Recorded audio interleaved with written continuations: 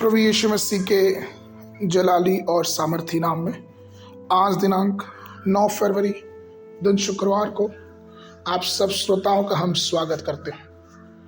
आज के दिन के लिए जो वचन लिया गया है यह हेजकेल की पुस्तक उसका 37 अध्याय 10 पद।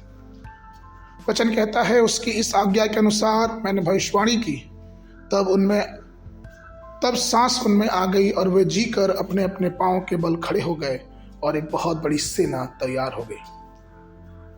प्रियों, सेनाओं के यहोवा हमारे प्रभु यीशु मसीह के कई नाम हैं। उन सब नामों में से एक नाम है सेनाओं का यहोवा। वो इसलिए है क्योंकि वो हमारी सुरक्षा करता है। वो हमारा यहोवा है। वो शैतान की सेनाओं से, शैतान की आत्मिक सेनाओं से वो हमारी और आपकी सहायता करता है। मसीही जो जीवन है वो पूरी दुनिया में एक महत्वपूर्ण जीवन जीने का मूल सिखाता है। वो हमें सिखाता है कि हम किस प्रकार से सच्ची आराधना परमेश्वर से कर सकते हैं और प्रभु के प्रति वफादार होके अपने बोझ को उसके साथ साझा कर सकते हैं। और प्रभु हमारे लिए हमेशा ही हमारे आगे आगे चल के हमारे बाड़ाओं को तोड़ता है।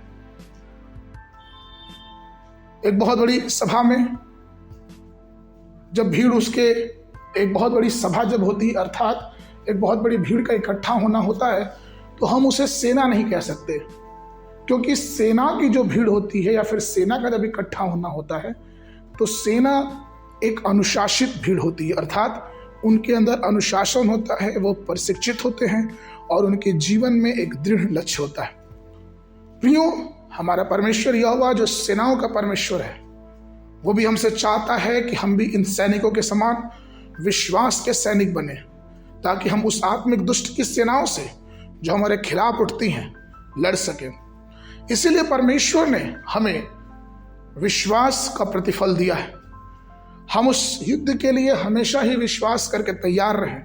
भजन संगीता 144 के 1 में दाऊद कहता है, धन्य है यहोवा जो मेरी चट्टान है और मेरे हाथों को लड़ने और युद्ध करने के लिए तैयार करता है। प्रियो, जब कभी भी हम घुटने पे आके परमेश्वर से प्रार्थना करके अपने विश्वास की घोषणा करते हैं तो इस कार्य से शैतान डरता है।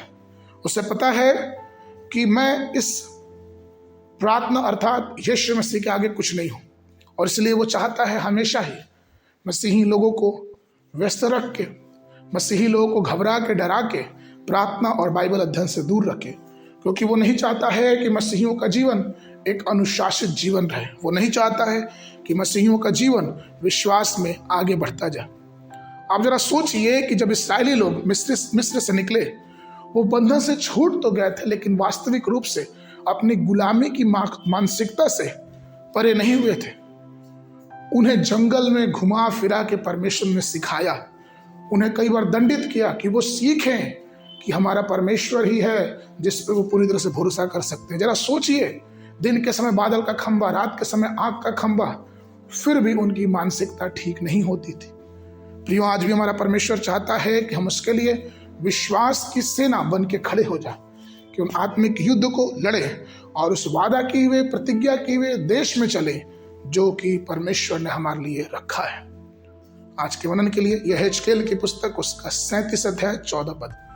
और मैं तुमसे और मैं तुम में अपना आत्मा समाऊंगा और तुम जियोगे और तुम में से तुम्हारे निज देश बसाऊंगा। तुम जान लोगे कि मुझे यहोवा ही नहीं कहा है और किया भी है, यहोवा की यही वाणी है। बाइबल अध्ययन के लिए सुबह के समय लेव्यवस्था 6वां 7वां अध्याय, शाम के समय मत्ती रचित सुसमाचार उसका 25 अध्याय 1 पद से लेके 30 पद तक। परमेश्वर आप सबको आशीष देवे।